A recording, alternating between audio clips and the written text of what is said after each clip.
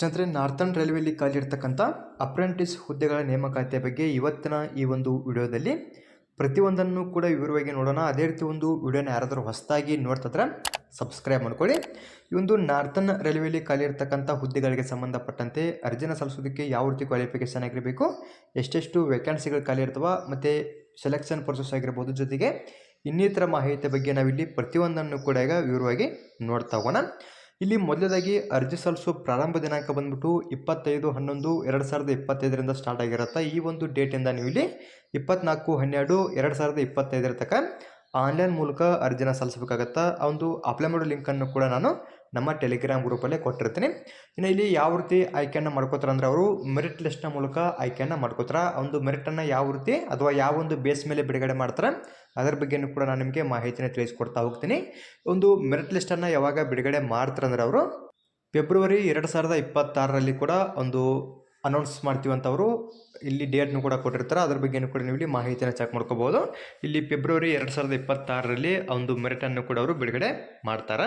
ಇನ್ನು ಇದಾದಮೇಲೆ ಇಲ್ಲಿ ಖಾಲಿರ್ತಕ್ಕಂಥ ಹುದ್ದೆಗಳಿಗೆ ಸಂಬಂಧಪಟ್ಟಂತೆ ಅಂದರೆ ಯಾರೆಲ್ಲ ಅರ್ಜಿನ ಸಲ್ಲಿಸ್ಬೋದು, ಅರ್ಜಿನ ಸಲ್ಲಿಸೋದಕ್ಕೆ ಯಾವ ರೀತಿ ಕ್ವಾಲಿಫಿಕೇಷನ್ ಆಗಿರಬೇಕು ಅದರ ಬಗ್ಗೆ ನಾವು ಇಲ್ಲಿ ಮಾಹಿತಿಯನ್ನು ನೋಡ್ತಾ ಹೋದರೆ, ಇಲ್ಲಿ ಮೊದಲೇದಾಗಿ 10ನೇ ತರಗತಿಯನ್ನು ಪಾಸ್ ಆಗಿರಬೇಕಾಗತ್ತೆ. ಕರೆಕ್ಟಾಗಿ ಚೆಕ್ ಮಾಡ್ಕೊಳ್ಳಿ. ಇಲ್ಲಿ ಮೊದಲೇದಾಗಿ 10th ಪಾಸ್ ಆಗಿದ್ದು ಅದರಲ್ಲಿ ಕನಿಷ್ಠವಾಗಿ ನಿಮ್ಮದು 50% ಒಂದಿಗೆ ಪಾಸ್ ಆಗಿರಬೇಕಾಗತ್ತೆ. ಇದು ಮೊದಲೇದಾಗಿ. ನಂತರ ಎರಡನೇದಾಗಿ ITIನೂ ಕೂಡ ಆಗಿರಬೇಕಾಗತ್ತೆ. ITIದಲ್ಲಿ NCVTನೇ ಆಗಿರಲಿ, SCVTನೇ ಆಗಿರಲಿ, ಇಲ್ಲಿ ಕೆಲವೊಂದಿಷ್ಟು ಟ್ರೇಡ್ಗಳನ್ನ ಕೊಟ್ಟಿರ್ತಾರೆ. ಆ ಒಂದು ಟ್ರೇಡ್ಗಳಲ್ಲಿ ನಿಮ್ದು ಯಾವುದಾದ್ರೂ ಒಂದು ಟ್ರೇಡ್ ಆಗಿದ್ದರೆ ಸಾಕು, ಇಲ್ಲಿ ಖಾಲಿ ಇರ್ತಕ್ಕಂಥ ಹುದ್ದೆಗಳಿಗೆ ಸಂಬಂಧಪಟ್ಟಂತೆ ನೀವು ಅರ್ಜಿನ ಸಲ್ಲಿಸ್ಬೋದಾಗಿರುತ್ತೆ. ಇನ್ನು ಯಾವ ಒಂದು ಟ್ರೇಡ್ಗಳನ್ನ ತೊಗೊಂಡು ಪಾಸ್ ಆಗಿರ್ತಕ್ಕಂಥವ್ರು ಅರ್ಜಿನ ಸಲ್ಲಿಸ್ಬೋದು ಅಂತ ಕೂಡ ನಾನು ನಿಮಗೆ ಮಾಹಿತಿನ ತಿಳಿಸ್ಕೊಡ್ತೀನಿ. ಒಟ್ಟಿನಲ್ಲಿ ಇಲ್ಲಿ ಖಾಲಿ ಇರ್ತಕ್ಕಂಥ ಹುದ್ದೆಗಳಿಗೆ ಸಂಬಂಧಪಟ್ಟಂತೆ ITI ಪಾಸ್ ಆಗಿರ್ತಕ್ಕಂಥವ್ರು ಅರ್ಜಿನ ಸಲ್ಲಿಸ್ಬೋದಾಗಿರುತ್ತೆ. ಮೊದಲೇದಾಗಿ 10th ಆಗಿರಬೇಕು. 10th ಕನಿಷ್ಠವಾಗಿ 50% ಆಗಿರಲೇಬೇಕಾಗತ್ತೆ. ಅದಾದಮೇಲೆ ITI ಪಾಸ್ ಆಗಿರಬೇಕಾಗತ್ತೆ. ನಂತರ ಇವಾಗ ವಯೋಮಿತಿ ಬಗ್ಗೆ ನೋಡ್ತಾ ಹೋದ್ರೆ, ಇಲ್ಲಿ ಕನಿಷ್ಠವಾಗಿ 15 ವರ್ಷ ಬೇಕಾಗತ್ತೆ. ಇನ್ನು ಗರಿಷ್ಠವಾಗಿ 24 ವರ್ಷದ ಒಳಗಡೆ ಇರತಕ್ಕಂಥವ್ರು ಅರ್ಜಿನ ಸಲ್ಲಿಸ್ಬೋದು. ಇದಲ್ಲದೆ ಸಪ್ರೇಟಾಗಿ SC ಮತ್ತು ST ಅವರಿಗೆ ಸಂಬಂಧಪಟ್ಟಂತೆ 5 ವರ್ಷದ ತನಕ ವಯೋಮಿತಿ ಸಲ್ಲಿಕೆಯನ್ನು ಕೊಡ್ತಾರೆ. ಇನ್ನು OBC ಅಭ್ಯರ್ಥಿಗಳಿಗೆ ಸಂಬಂಧಪಟ್ಟಂತೆ ಕೂಡ 3 ವರ್ಷಗಳ ಕಾಲ ವಯೋಮಿತಿ ಸಲ್ಲಿಕೆ ಸಿಗುತ್ತೆ. ಇನ್ನು ಇದಾದಮೇಲೆ PWBD ಅಭ್ಯರ್ಥಿಗಳಿಗೆ ಸಂಬಂಧಪಟ್ಟಂತೆ ಕೂಡ ಇಲ್ಲಿ 10 ವರ್ಷದ ತನಕ ಒಂದು ವಯೋಮಿತಿ ಸಲ್ಲಿಕೆಯನ್ನು ಕೂಡ ಸಿಗತಕ್ಕಂಥದ್ದು. ಈ ರೀತಿಯಾಗಿ ನಿಮಗೆ ಇಲ್ಲಿ ಕೊಟ್ಟಿರ್ತಕ್ಕಂಥ ಮಾಹಿತಿಗಳನ್ನ ಚೆಕ್ ಮಾಡ್ಕೊಂಡು ಇಲ್ಲಿ ಅಪ್ಲಿಕೇಶನ್ನ ಹಾಕಬೇಕಾಗತ್ತೆ, ಏನಾದರೂ ಡೌಟ್ಗಳು ಇದ್ದರೆ. ಇನ್ನು ಇಲ್ಲಿ ಅಪ್ಲಿಕೇಶನ್ ಫೀ ಕೂಡ ಇರುತ್ತೆ. ಟೋಟಲ್ ಆಗಿ 100 ರೂಪಾಯಿ ಫೀ ಇರುತ್ತೆ. ಈ ಒಂದು ಫೀ ಇಲ್ಲಿ ಯಾರಿಗೆಲ್ಲ ಇರಲ್ಲ ಅಂತ ನೋಡ್ತಾ ಹೋದ್ರೆ, SC ST PWBD ಮತ್ತು ಮಹಿಳಾ ಅಭ್ಯರ್ಥಿಗಳಿಗೆ ಸಂಬಂಧಪಟ್ಟಂತೆ ಯಾವುದೇ ರೀತಿ ಅಪ್ಲಿಕೇಶನ್ ಫೀ ಇರೋಂಗಿಲ್ಲ. ಇಲ್ಲಿ ಕೊಟ್ಟಿರ್ತಕ್ಕಂಥ ಅಭ್ಯರ್ಥಿಗಳನ್ನ ಬಿಟ್ಟು ಉಳಿದ ಎಲ್ಲ ಅಭ್ಯರ್ಥಿಗಳಿಗೆ ಸಂಬಂಧಪಟ್ಟಂತೆ 100 ರೂಪಾಯಿ ಫೀ ಇರುತ್ತೆ. ಒಂದು 100 ರೂಪಾಯಿ ಫೀ ನೀವು ಇಲ್ಲಿ ಆನ್ಲೈನ್ ಮೂಲಕ ಅರ್ಜಿನ ಸಲ್ಲಿಸುವಾಗಲೇ ಪೇ ಮಾಡಬೇಕಾಗತ್ತೆ. ಇಲ್ಲಿ ಡೈರೆಕ್ಟಾಗಿ ಅದರ ಬಗ್ಗೆಯೂ ಕೂಡ ಅವರು ಮಾಹಿತಿಯನ್ನು ಕೊಟ್ಟಿರ್ತಾರೆ. ಇನ್ನು ಯಾವ ರೀತಿ ಆಯ್ಕೆಯನ್ನು ಮಾಡ್ಕೋತಾರೆ ಅದರ ಬಗ್ಗೆ ನಾವಿಲ್ಲಿ ಮಾಹಿತಿಯನ್ನು ನೋಡ್ತಾ ಹೋದ್ರೆ, ಇಲ್ಲಿ ಕೆಳಗಡೆ ಅವರು ಆಯ್ಕೆ ವಿಧಾನದ ಬಗ್ಗೆ ಮಾಹಿತಿಯನ್ನು ಕೊಟ್ಟಿರ್ತಾರೆ. ಕರೆಕ್ಟಾಗಿ ಚೆಕ್ ಮಾಡ್ಕೊಳ್ಳಿ. ಇಲ್ಲಿ screening and scrutiny of application ಅಂತ ಕೊಟ್ಟಿರ್ತಾರೆ. ಅಂದರೆ ನಿಮ್ಮ ಅಪ್ಲಿಕೇಶನ್ನ ಚೆಕ್ ಮಾಡ್ತಾರೆ. ಆ ಒಂದು ಅಪ್ಲಿಕೇಶನ್ನ ಆಧಾರದ ಮೇಲೆ ಒಂದು ಮೆರಿಟ್ ಲಿಸ್ಟನ್ನು ತಯಾರು ಮಾಡ್ತಾರೆ. ಒಂದು ಮೆರಿಟ್ ಲಿಸ್ಟನ್ನು ಯಾವ ರೀತಿ ಅವರು ಬಿಡುಗಡೆ ಮಾಡ್ತಾರಂತ ಇಲ್ಲಿ ಕೆಳಗಡೆ ಮಾಹಿತಿಯನ್ನು ಕೊಟ್ಟಿದ್ದಾರೆ. ಇಲ್ಲಿ ನೋಡಿ, ನೀವು 10th ತೊಗೊಂಡಿರ್ತಕ್ಕಂಥ ಪರ್ಸೆಂಟೇಜು ಮತ್ತು ITIದಲ್ಲಿ ತೊಗೊಂಡಿರ್ತಕ್ಕಂಥ ಪರ್ಸೆಂಟೇಜ್ನ ಆಧಾರದ ಮೇಲೆ ಇಲ್ಲಿ ಮೆರಿಟ್ ಲಿಸ್ಟನ್ನು ತಯಾರು ಮಾಡ್ತಾರೆ. ಒಂದು ಮೆರಿಟಲ್ಲಿ ಕ್ವಾಲಿಫೈಡ್ ಆಗಿರ್ತಕ್ಕಂಥ ಅಭ್ಯರ್ಥಿಗಳಿಗೆ ಮುಂದಿನ ಹಂತದಲ್ಲಿ ಡಾಕ್ಯುಮೆಂಟ್ ವೆರಿಫಿಕೇಷನ್ ಕೂಡ ಇರತಕ್ಕಂಥದ್ದು. ಅದರ ಬಗ್ಗೆ ಅವರು ಇಲ್ಲಿ ಸಂಪೂರ್ಣವಾದ ಮಾಹಿತಿಯನ್ನು ಕೊಟ್ಟಿರ್ತಾರೆ. ಇಲ್ಲಿ ಯಾವುದೇ ರೀತಿಯ ಪರೀಕ್ಷೆಗಳಿರಂಗಿಲ್ಲ, ಜೊತೆಗೆ ಇಂಟರ್ವ್ಯೂನು ಕೂಡ ಇರೋದಿಲ್ಲ ಅಂತ ಅವರು ಮಾಹಿತಿಯನ್ನು ಕೊಟ್ಟಿರ್ತಾರೆ. There will be no written test of viva ಅಂತ ಕೊಟ್ಟಿರ್ತಾರೆ. ಇದು ಎಕ್ಸಾಮ್ ಇರಲ್ಲ ಮತ್ತು ವಿವಾನು ಕೂಡ ಇರಲ್ಲ ಅಂತ ಮಾಹಿತಿಯನ್ನು ಕೊಟ್ಟಿದ್ದಾರೆ. ಒಟ್ಟಿನಲ್ಲಿ ಮೆರಿಟ್ ಲಿಸ್ಟ್ನ ಮೂಲಕ ಇಲ್ಲಿ ಆಯ್ಕೆಯನ್ನು ಮಾಡ್ಕೋತಾರೆ. ನೀವು 10th ತೊಗೊಂಡಿರ್ತಕ್ಕಂಥ ಪರ್ಸೆಂಟೇಜು ಮತ್ತು ITIದಲ್ಲಿ ತೊಗೊಂಡಿರ್ತಕ್ಕಂಥ ಪರ್ಸೆಂಟೇಜಿನ ಆಧಾರದ ಮೇಲೆ ಇಲ್ಲಿ ಮೆರಿಟನ್ನು ಬಿಡುಗಡೆ ಮಾಡ್ತಾರೆ. ಇನ್ನು ಮತ್ತೊಂದು ಮಾಹಿತಿ ಇಲ್ಲಿ ಕ್ಯಾಲ್ಕುಲೇಷನ್ ಆಫ್ ಮಾರ್ಕ್ಸ್ ಅಂತ ಕೊಟ್ಟಿದ್ದಾರೆ. ಅಂದರೆ ಯಾವ ರೀತಿ ಕ್ಯಾಲ್ಕುಲೇಷನ್ ಮಾಡಿ ಒಂದು ಮೆರಿಟನ್ನು ತಯಾರಿ ಮಾಡ್ತಾರೆ ಅದರ ಬಗ್ಗೆಯೂ ಕೂಡ ಅವರು ಇನ್ನೂ ಹೆಚ್ಚಿನದಾಗಿರ್ತಕ್ಕಂಥ ಮಾಹಿತಿಯನ್ನು ಕೂಡ ಕೊಟ್ಟಿದ್ದಾರೆ. ಅದರ ಬಗ್ಗೆಯೂ ಕೂಡ ಇಲ್ಲಿ ಚೆಕ್ ಮಾಡ್ಕೋಬೋದು ನಿಮಗೇನಾದರೂ ಡೌಟ್ಗಳು ಇದ್ದರೆ. ಇನ್ನು ಇದಾದಮೇಲೆ ಈ ಒಂದು ಟ್ರೇಡ್ಗಳನ್ನ ತೊಗೊಂಡು ಪಾಸ್ ಆಗಿರ್ತಕ್ಕಂಥವ್ರು ಇಲ್ಲಿ ಖಾಲಿ ಇರ್ತಕ್ಕಂಥ ಹುದ್ದೆಗಳಿಗೆ ಸಂಬಂಧಪಟ್ಟಂತೆ ಅರ್ಜಿನ ಸಲ್ಲಿಸ್ಬೋದು ಅಂತ ಕೂಡ ನಾನು ನಿಮಗೆ ಮಾಹಿತಿನ ತಿಳಿಸ್ಕೊಡ್ತಾ ಹೋಗ್ತೀನಿ. ಇಲ್ಲಿ ಕೆಳಗಡೆ ಅವರು ಒಂದು ಡಿವಿಷನ್ನ ಆಧಾರದ ಮೇಲೆ ಯಾವ ಒಂದು ಟ್ರೇಡ್ಗೆ ಸಂಬಂಧಪಟ್ಟಂತೆ ಎಷ್ಟೆಷ್ಟು ವೇಕೆನ್ಸಿಗಳು ಖಾಲಿದಾವ ಅದರ ಬಗ್ಗೆ ಮಾಹಿತಿಯನ್ನು ಕೊಟ್ಟಿದ್ದಾರೆ. ಇಲ್ಲಿ LKO ಡಿವಿಷನಲ್ಲಿ ನೋಡ್ತಾ ಹೋದ್ರೆ ಇಲ್ಲಿ ನೋಡಿದ್ದು ಕರೆಕ್ಟಾಗಿ ಚೆಕ್ ಮಾಡ್ಕೊಳ್ಳಿ. ಮೆಕ್ಯಾನಿಕ್ಗೆ ಸಂಬಂಧಪಟ್ಟಂತೆ ಟೋಟಲಾಗಿ 110 ಹುದ್ದೆಗಳನ್ನು ಕೊಟ್ಟಿದ್ದಾರೆ. ಇನ್ನು ಕ್ಯಾಟಗರಿ ವೈಸ್ ಕೂಡ ಕೊಟ್ಟಿರ್ತಾರೆ. ನಿಮ್ದು ಐಟಿಐದಲ್ಲಿ ಯಾವೊಂದು ಟ್ರೇಡ್ ಆಗಿರುತ್ತಾ ಆ ಒಂದು ಟ್ರೇಡ್ಗೆ ಸಂಬಂಧಪಟ್ಟಂತೆ ನೀವು ಯಾವೊಂದು ಡಿವಿಷನಲ್ಲಿ ಅಪ್ಲಿಕೇಶನ್ನ ಹಾಕ್ಬೇಕಂತ ಅನ್ಕೊಂಡಿರ್ತೀರಿ ಅಲ್ಲಿ ನಿಮ್ಮ ಕ್ಯಾಟಗರಿ ಆಧಾರದ ಮೇಲೆ ಖಾಲಿ ಇರತಕ್ಕಂಥ ಹುದ್ದೆಗಳ ಸಂಖ್ಯೆಯನ್ನು ಚೆಕ್ ಮಾಡ್ಕೊಂಡು ನೀವು ಇಲ್ಲಿ ಅರ್ಜಿನ ಸಲ್ಲಿಸಬೇಕಾಗತ್ತೆ. ಅಂದರೆ ಯಾವ ರೀತಿ ಅಂದರೆ ನೋಡಿ, ನೀವು URಲ್ಲಿ 55 ಹುದ್ದೆಗಳನ್ನು ಕೊಟ್ಟಿರ್ತಾರೆ. SCಯಲ್ಲಿ 17, STಯಲ್ಲಿ 8, OBCಯಲ್ಲಿ 30, ಅದೇ ರೀತಿಯಲ್ಲಿ PWB ಅಭ್ಯರ್ಥಿಗಳಿಗೆ ಸಂಬಂಧಪಟ್ಟಂತೆ ಮತ್ತು ಎಕ್ಸ್ ಸರ್ವಿಸ್ಮೆನ್ ಅಭ್ಯರ್ಥಿಗಳಿಗೆ ಸಂಬಂಧಪಟ್ಟಂತೆ ಕೂಡ ಸಪರೇಟಾಗಿ ವೇಕೆನ್ಸಿಗಳನ್ನು ಕೊಟ್ಟಿರ್ತಾರೆ. ಇನ್ನು ಎಲೆಕ್ಟ್ರಿಷಿಯನ್ಗೆ ಸಂಬಂಧಪಟ್ಟಂತೆ ಟೋಟಲಾಗಿ 97 ಹುದ್ದೆಗಳನ್ನು ಕೊಟ್ಟಿದ್ದಾರೆ. ಫಿಟ್ಟರ್ಗೆ ಸಂಬಂಧಪಟ್ಟಂತೆ 186, ಎಲೆಕ್ಟ್ರಾನಿಕ್ಸ್ ಮೆಕ್ಯಾನಿಕ್ಗೆ ಸಂಬಂಧಪಟ್ಟಂತೆ 20, ಇನ್ನು ಕಾರ್ಪೆಂಟ್ರಿಗೆ ಸಂಬಂಧಪಟ್ಟಂತೆ 9 ಹುದ್ದೆಗಳನ್ನು ಕೊಟ್ಟಿರ್ತಾರೆ. ಇನ್ನು ಟೋಟಲಾಗಿ ಈ ಒಂದು ಡಿವಿಷನಲ್ಲಿ 422 ಹುದ್ದೆಗಳನ್ನು ಕೊಟ್ಟಿದ್ದಾರೆ. ಈ ರೀತಿಯಾಗಿ ನೀವು ಇಲ್ಲಿ ಯಾವೊಂದು ಡಿವಿಷನಲ್ಲಿ ಅಪ್ಲಿಕೇಶನ್ನ ಹಾಕ್ಬೇಕಂತ ಅನ್ಕೊಂಡಿರ್ತೀರಿ ಅಲ್ಲಿ ನೀವು ಕಂಪ್ಲೀಟ್ ಮಾಡಿರ್ತಕ್ಕಂಥ ಟ್ರೇಡ್ ಇದ್ದರೆ ನಿಮ್ಮ ಕ್ಯಾಟಗರಿ ಆಧಾರದ ಮೇಲೆ ಖಾಲಿ ಇರತಕ್ಕಂಥ ಹುದ್ದೆಗಳ ಸಂಖ್ಯೆನ ಚೆಕ್ ಮಾಡ್ಕೊಂಡು ನೀವು ಇಲ್ಲಿ ಅರ್ಜಿನ ಸಲ್ಲಿಸಬೇಕಾಗತ್ತೆ.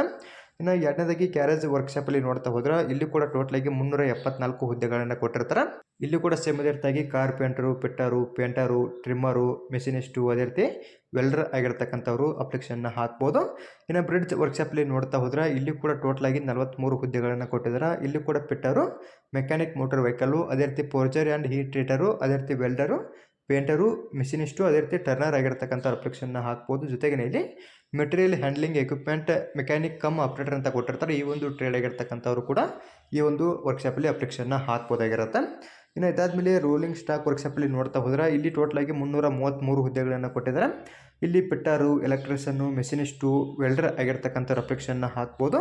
ಇನ್ನು ರೋಲಿಂಗ್ ಸ್ಟಾಕ್ ವರ್ಕ್ಶಾಪಲ್ಲಿ ನೋಡ್ತಾ ಹೋದ್ರೆ ಇಲ್ಲಿ ಕೂಡ ಟೋಟಲಾಗಿ 225 ಹುದ್ದೆಗಳನ್ನು ಕೊಟ್ಟಿರ್ತಾರೆ. ಇಲ್ಲಿ ಕೂಡ ಎಲೆಕ್ಟ್ರಿಷಿಯನ್ನು, ರೆಫ್ರಿಜರೇಷನ್ ಆ್ಯಂಡ್ ಏರ್ ಕಂಡೀಷನಿಂಗು, ಅದೇ ರೀತಿ ವೈರ್ಮ್ಯಾನ್ ಆಗಿರ್ತಕ್ಕಂಥವ್ರು ಅಪ್ಲಿಕೇಶನ್ನ ಹಾಕ್ಬೋದಾಗಿರುತ್ತೆ. ಈ ರೀತಿಯಾಗಿ ಅವರು ಒಂದು ವರ್ಕ್ಶಾಪ್ನ ಆಧಾರದ ಮೇಲೆ ಮಾಹಿತಿಯನ್ನು ಕೊಟ್ಟಿರ್ತಾರೆ. ನಿಮ್ದು ಯಾವ ಒಂದು ಟ್ರೇಡ್ ಆಗಿರುತ್ತೆ ಆ ಒಂದು ಟ್ರೇಡು ಯಾವ ಒಂದು ಡಿವಿಷನ್ ಅಥವಾ ಯಾವ ಒಂದು ವರ್ಕ್ಶಾಪಲ್ಲಿ ಬರುತ್ತೋ ಆ ಒಂದು ವರ್ಕ್ಶಾಪಲ್ಲಿ ನೀವು ಅಪ್ಲಿಕೇಶನ್ನ ಹಾಕ್ಬೋದಾಗಿರುತ್ತೆ. ಇದು ಕೆಳಗಡೆದು ಒಂದು ಡೆಲ್ಲಿ ಕ್ಲಸ್ಟರ್ಗೆ ಸಂಬಂಧಪಟ್ಟಂತೆ ಎಷ್ಟೆಷ್ಟು ವೇಕೆನ್ಸಿಗಳು ಖಾಲಿದಾವ ಮಾಹಿತಿಯನ್ನು ಕೊಟ್ಟಿರ್ತಾರೆ. ಇಲ್ಲಿ ಲಕ್ನೋ ಕ್ಲಸ್ಟರ್ಗೆ ಸಂಬಂಧಪಟ್ಟಂತೆ ಎಷ್ಟೆಷ್ಟು ವರ್ಕ್ಶಾಪ್ ಅಥವಾ ಎಷ್ಟೆಷ್ಟು ಡಿವಿಷನಲ್ಲಿ ವೇಕೆನ್ಸಿಗಳು ಖಾಲಿದಾವ ಅದರ ಬಗ್ಗೆ ಮಾಹಿತಿಯನ್ನು ಕೊಟ್ಟಿದ್ದಾರೆ. ಇಲ್ಲಿ ನೋಡಿ ನೀವು ಇಲ್ಲಿ ಕೂಡ ಸೇಮ್ ಅದೇ ರೀತಿಯಾಗಿ ಪಿಟ್ಟರು, ಕಾರ್ಪೆಂಟರು, ವೆಲ್ಡರ್ ಆಗಿರ್ತಕ್ಕಂಥ ಅಪ್ಲಿಕೇಶನ್ನ ಹಾಕ್ಬೋದು CNW NZW. ಇನ್ನು ಇದಾದಮೇಲೆ ಇಲ್ಲಿ ಕೂಡ ಸಪ್ರೇಟಾಗಿ ಪಿಟ್ಟರು, ಕಾರ್ಪೆಂಟರು, ವೆಲ್ಡರ್ ಆಗಿರ್ತಕ್ಕಂಥ ಅಪ್ಲಿಕೇಶನ್ನ ಹಾಕ್ಬೋದು. ಇಲ್ಲಿ ಪ್ರತಿಯೊಂದು ಕೂಡ ಕೊಟ್ಟಿರ್ತಾರೆ. ಕರೆಕ್ಟಾಗಿ ಚೆಕ್ ಮಾಡ್ಕೊಂಡು ನೀವು ಇಲ್ಲಿ ಅಪ್ಲಿಕೇಶನ್ನ ಹಾಕ್ಬೋದಾಗಿರುತ್ತೆ. ಇದು ಡೆಲ್ಲಿ ಕ್ಲಸ್ಟರ್ಗೆ ಸಂಬಂಧಪಟ್ಟಂತೆ ಇಷ್ಟು ವೇಕೆನ್ಸಿಗಳನ್ನು ಕೊಟ್ಟಿರ್ತಾರೆ. ಇಲ್ಲಿ ನೋಡ್ಕೋಬೋದು. ಮತ್ತೆ ಇಲ್ಲಿ ಫಿರೋಜ್ಪುರ್ ಕ್ಲಸ್ಟರಲ್ಲೂ ಕೂಡ ವೇಕೆನ್ಸಿಗಳು ಖಾಲಿ ಇರ್ತವೆ. ಇಲ್ಲಿ ಟೋಟಲಾಗಿ ಡೆಲ್ಲಿ ಕ್ಲಸ್ಟರಲ್ಲಿ 1137 ಹುದ್ದೆಗಳು ಖಾಲಿ ಇದಾವೆ. ಇನ್ನು ಇದಾದಮೇಲೆ ನೋಡಿ ನೀವು ಫಿರೋಜ್ಪುರ್ ವರ್ಕ್ ಕ್ಲಸ್ಟರಲ್ಲಿ ನೋಡ್ತಾ ಹೋದರೆ ಇಲ್ಲಿ ಕೂಡ ಟೋಟಲಾಗಿ 632 ಹುದ್ದೆಗಳನ್ನು ಕೊಟ್ಟಿದ್ದಾರೆ. ಇಲ್ಲಿ ಕೂಡ ಸೇಮ್ ಇದೇ ರೀತಿಯಾಗಿ ಪೇಂಟರು, ಎಲೆಕ್ಟ್ರಿಷಿಯನ್ನು, ವೆಲ್ಡರು, ಪಿಟ್ಟರು, ಮೆಷಿನಿಸ್ಟು ಆಗಿರ್ತಕ್ಕಂಥ ಅಪ್ಲಿಕೇಶನ್ನ ಹಾಕ್ಬೋದಾಗಿರುತ್ತೆ. ಇಲ್ಲಿ ಕೂಡ ಪ್ರತಿಯೊಂದು ಟ್ರೇಡ್ಗಳನ್ನ ಕೊಟ್ಟಿರ್ತಾರೆ. ನೀವು ಯಾವೊಂದು ಡಿವಿಷನಲ್ಲಿ ಅಪ್ಲಿಕೇಶನ್ನ ಹಾಕ್ಬೇಕಂತ ಅನ್ಕೊಂಡಿರ್ತೀರಿ ಕರೆಕ್ಟಾಗಿ ಇನ್ಫಾರ್ಮೇಷನ್ನ ಚೆಕ್ ಮಾಡ್ಕೊಂಡು ನೀವು ಇಲ್ಲಿ ಅಪ್ಲಿಕೇಶನ್ನ ಹಾಕ್ಬೋದಾಗಿರುತ್ತೆ. ಇನ್ನು ಅಮ್ಲಾ ಕ್ಲಸ್ಟರಲ್ಲಿ ನೋಡ್ತಾ ಹೋದ್ರೆ ಇಲ್ಲಿ ಕೂಡ ಟೋಟಲಾಗಿ 934 ಹುದ್ದೆಗಳನ್ನು ಕೊಟ್ಟಿದ್ದಾರೆ. ಇನ್ನು ಇದಾದಮೇಲೆ ಮೊರಾದಾಬಾದ್ ಕ್ಲಸ್ಟರಲ್ಲಿ ನೋಡ್ತಾ ಹೋದರೆ ಇಲ್ಲಿ ಕೂಡ ಟೋಟಲಾಗಿ 16 ಹುದ್ದೆಗಳನ್ನು ಕೊಟ್ಟಿದ್ದಾರೆ. ಇಲ್ಲಿ ಕೂಡ ಡಾಟಾ ಎಂಟ್ರಿ ಆಪರೇಟರ್ ಹುದ್ದೆಗಳು ಖಾಲಿ ಇರ್ತವೆ ಮತ್ತು ಸ್ಟೆನೋಗ್ರಾಫರ್ ಹುದ್ದೆಗಳು ಕೂಡ ಖಾಲಿ ಇರ್ತವೆ. ಕರೆಕ್ಟಾಗಿ ಚೆಕ್ ಮಾಡ್ಕೊಂಡು ನೀವು ಇಲ್ಲಿ ಅಪ್ಲಿಕೇಶನ್ನ ಹಾಕ್ಬೋದಾಗಿರುತ್ತೆ. ಇಷ್ಟು ಒಂದು ವೇಕೆನ್ಸಿಗಳ ಬಗ್ಗೆ ಮಾಹಿತಿ ಆಗಿರುತ್ತೆ. ಇನ್ನು ಮತ್ತೊಂದು ಮಾಹಿತಿ ಮೇನ್ ಆಗಿ ಇಲ್ಲಿ ಖಾಲಿ ಇರ್ತಕ್ಕಂಥ ಹುದ್ದೆಗಳು ಬಂದ್ಬಿಟ್ಟು ಅಪ್ರೆಂಟಿಸ್ ಹುದ್ದೆಗಳು ಆಗಿರ್ತವೆ.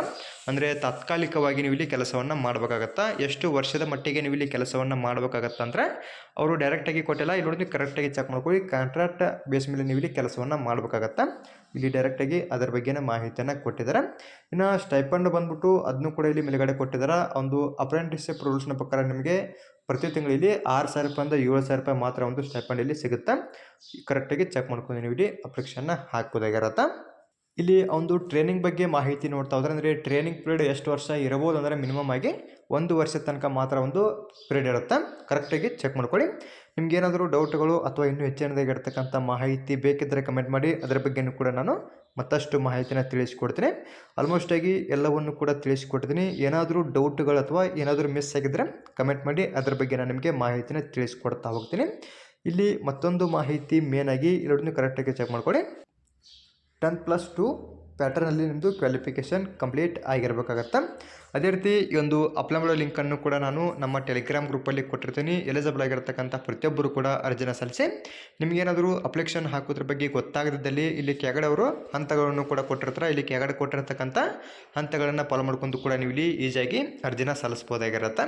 ಅದೇ ರೀತಿ ಈ ಒಂದು ಮಾಹಿತಿ ತಮಗೆ ಇಷ್ಟವಾದಲ್ಲಿ ನಮ್ಮ ಚಾನಲ್ನ ಸಬ್ಸ್ಕ್ರೈಬ್ ಮಾಡ್ಕೊಳ್ಳಿ, ಹಾಗೆ ಲೈಕ್ ಮಾಡಿರಿ. ನಿಮ್ಮ ಸ್ನೇಹಿತರು ಕೂಡ ಶೇರ್ ಮಾಡಿ, ಅವರು ಕೂಡ ಇಲ್ಲಿ ಖಾಲಿ ಇರತಕ್ಕಂಥ ಹುದ್ದೆಗಳಿಗೆ ಸಂಬಂಧಪಟ್ಟಂತೆ ಅರ್ಜಿನ ಸಲ್ಲಿಸಲಿ. ಅದೇ ರೀತಿ ಮತ್ತೆ ಮುಂದಿನ ವಿಡಿಯೋದಲ್ಲಿ ಭೇಟಿಯಾಗೋಣ. Thanks for watching.